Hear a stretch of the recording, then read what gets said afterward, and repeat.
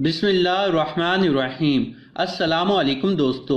مسلم شریف کی ایک حدیث ہے جس کا مفہوم کچھ یوں ہے کہ دنیا اور عورت سے ڈرو، اس لیے کہ بنی اسرائیل میں سب سے پہلا فتنہ عورتوں کی وجہ سے اٹھا۔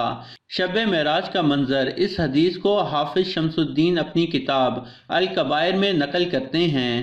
حضرت علی رضی اللہ تعالیٰ عنہ اور حضرت فاطمہ رضی اللہ عنہا آپ صلی اللہ علیہ وسلم کے گھر تشریف لے گئے۔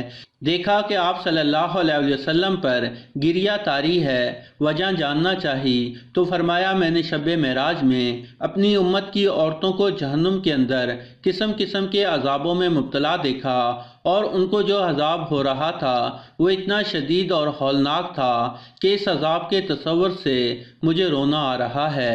مشکوٰۃ شریف کی ایک حدیث کا مفہوم کچھ یوں ہے کہ رسول اللہ صلی اللہ علیہ وسلم نے دیکھا دوزخ میں عورتیں زیادہ تھیں، بہشت میں تھوڑی تھیں۔ آپ صلی اللہ علیہ وسلم نے فرمایا جو عورت 5 وقت کی پابندی سے نماز پڑھے اور رمضان کے روزے رکھے اور اپنی عصمت کی حفاظت کرے اور جائز امور میں اپنے خاوند کی اطاعت کرے، وہ جنت کے جس دروازے سے چاہے داخل ہو جائے۔ آپ صلی اللہ علیہ وسلم نے عورتوں کے ایک گروہ کو دیکھا کہ سر کے بالوں سے الٹی لٹکی ہوئی ہیں۔ آپ صلی اللہ علیہ وسلم نے فرمایا یہ کون ہیں؟ جبرائیل علیہ السلام نے عرض کیا کہ یہ وہ عورتیں ہیں جو پردہ نہیں کرتی تھیں، اپنے خاوند کے سوا غیر مردوں کے لیے بناؤ سنگار کرتی تھیں اور بے پردہ ہو کر اپنائیت اور آرائش کا مظاہرہ کرتی تھیں۔ حضور اکرم صلی اللہ علیہ وسلم نے اس کی وضاحت فرمائی کہ میں نے جہنم کے اندر یعنی دوزخ کے اندر عورتوں کو کس طرح عذاب میں مبتلا دیکھا۔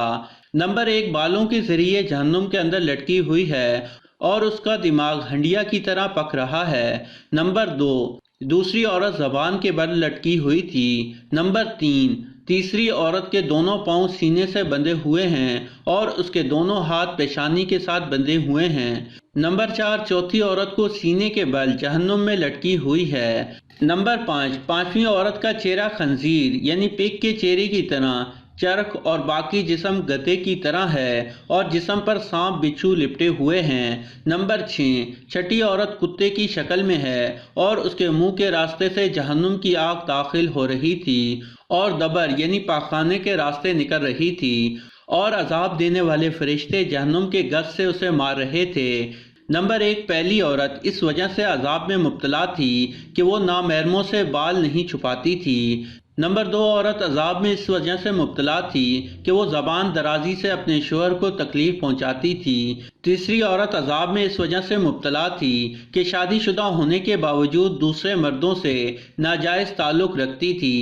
چوتھی عورت اس وجہ سے عذاب میں مبتلا تھی کہ نماز سے مذاق یعنی ایام طہارت جب شروع ہوتا طہارت کا اہتمام نہیں کرتی تھی، نماز پڑھنے میں لاپرواہی کرتی تھی۔ پانچویں عورت پر عذاب چغلی کھانے اور جھوٹ بولنے کی وجہ سے ہو رہا تھا۔ غیبت یعنی کسی کی پیٹھ کے پیچھے برائی کرنا، اگر اسے معلوم ہو جائے تو وہ اسے ناپسند کرے۔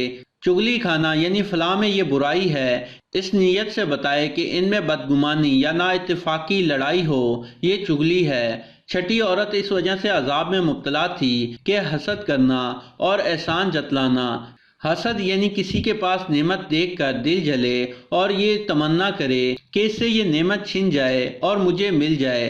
احسان جتلانے کا مطلب کسی کے ساتھ احسان کرنا، بعد میں اس کی مدد چاہنا، وہ نہ کرے تو کہنا کہ ہم نے تمہاری کتنی دفعہ مدد کی تھی، تم نے ہماری دفعہ طوطے جیسی آنکھیں پھیر لی، یہ احسان جتلانا ہے۔ یہ ویڈیو بنانے میں کچھ کمی، زیادتی، بھول چوک ہوئی ہو تو اللہ عز و جل مجھے معاف کرے۔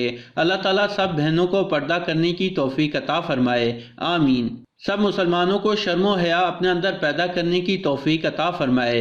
اے اللہ عز و جل مجھ سمیت تمام مسلم مومن مردوں اور مومنات کی مغفرت فرما، آمین ثم آمین۔ تو دوستو یہ تھی ہماری آج کی ویڈیو، یقیناً آپ کو پسند آئی ہوگی۔ پسند آنے کی صورت میں اس ویڈیو کو لائک ضرور کریں اور ہمارے اس چینل کو سبسکرائب کرتے ہوئے ساتھ موجود گھنٹی کا بٹن بھی دبا دیں۔ جزاک اللہ۔